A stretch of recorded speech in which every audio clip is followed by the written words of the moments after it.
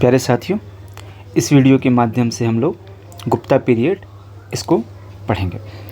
देखिए, गुप्तों के जो ये गुप्त का इतिहास हम पढ़ने जा रहे हैं, इसमें हमको क्या क्या पढ़ना है। तो एक तो सबसे पहले आपको स्रोत देखना है।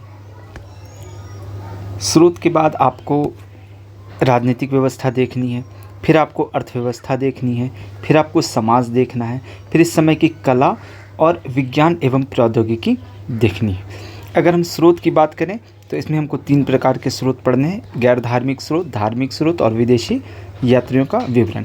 कुल मिला के ये बस किताबें हैं और किताबों का आपको नाम ध्यान रखना है। तो अगर हम गैर धार्मिक स्रोत की बात करें तो सबसे पहला नाम हमें कालिदास मिलता है।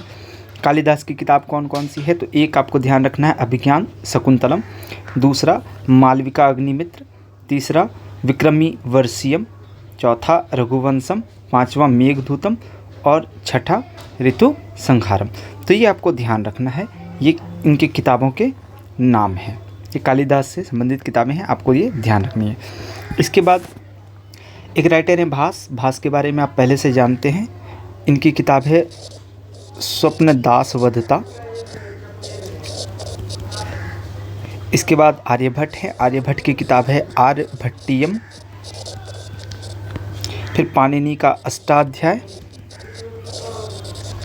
फिर विशाख दत्त का मुद्रा राक्षस, अमर सिंह की अमरकोश, शूद्रक का मृच्छकटिकम,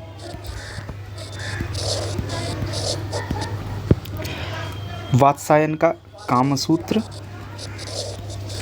वराहमिहिर की 4 किताबें आपको ध्यान रखनी है: बृहद संहिता, बृहद जात, पंच संहिता और लघु जातक।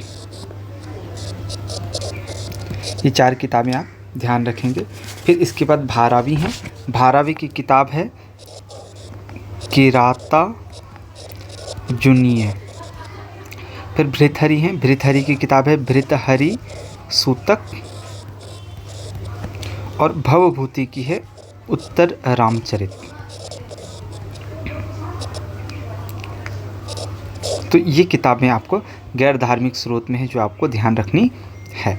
अगर मैं धार्मिक स्रोत की बात करूं तो ब्राह्मण धर्म के तहत 3 स्मृतियां आपको देखने के लिए मिलेंगी। कौन कौन सी स्मृतियां हैं? तो एक है नारद स्मृति,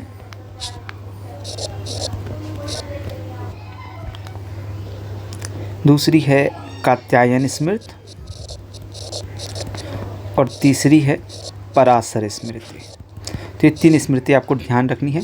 धार्मिक स्रोतों में ही आपको ध्यान रखना है कि रामायण, महाभारत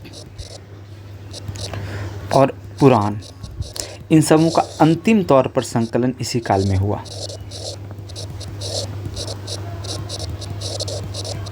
ये आपको ध्यान रखना है। महाभारत का आपको पुराना नाम पता ही है। महाभारत का पुराना नाम जय संहिता है और इसमें कुल 18 पर्व हैं और इस 18 पर्व में एक पर्व है जिसका नाम है भीष्म पर्व। यही है श्रीमद् भगवद गीता। अगर मैं विदेशी विवरण की बात करूं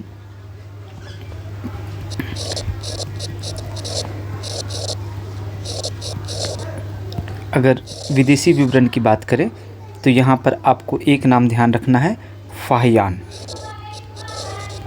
और फाहियान की जो किताब है उसका नाम है फो क्यू की। तो ये थे आपके स्रोत से संबंधित। अब इसके बाद हमें क्या पढ़ना है? तो हमें राजनीतिक व्यवस्था देखनी है।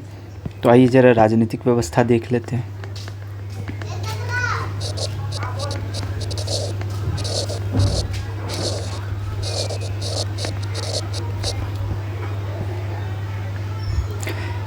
राजनीतिक व्यवस्था में हमको देखिए 2 चीज़ें देखनी है।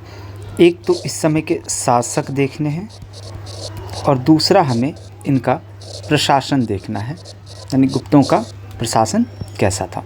शासक की बात करूं तो सबसे पहला शासक श्रीगुप्त। यह गुप्त वंश का संस्थापक है। तो आपको बस ये ध्यान रखना है कि गुप्त वंश का संस्थापक कौन है? श्रीगुप्त।